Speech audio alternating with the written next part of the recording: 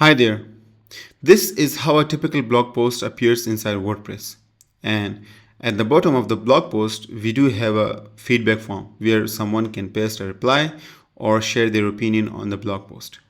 However, there is one problem. This comment form is not protected at all.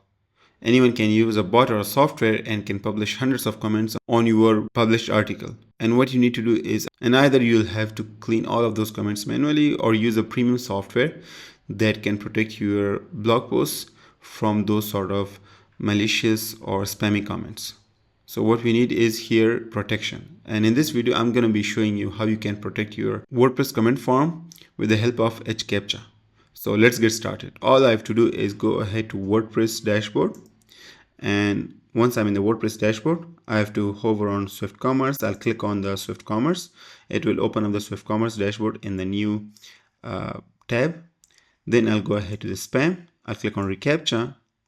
And inside the reCAPTCHA, there's the CAPTCHA provider, and it is automatically set to hCaptcha because of a previous save. Now, there are multiple options as well. You can choose any you want, but in this video, I'm going to be working with hCaptcha.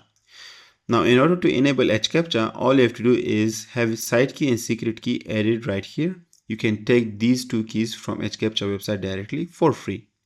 Then go ahead to settings, and here there are multiple locations you can use hCaptcha, and that location or that form will be protected. So I'll click on comments form, and then I'll click on save changes.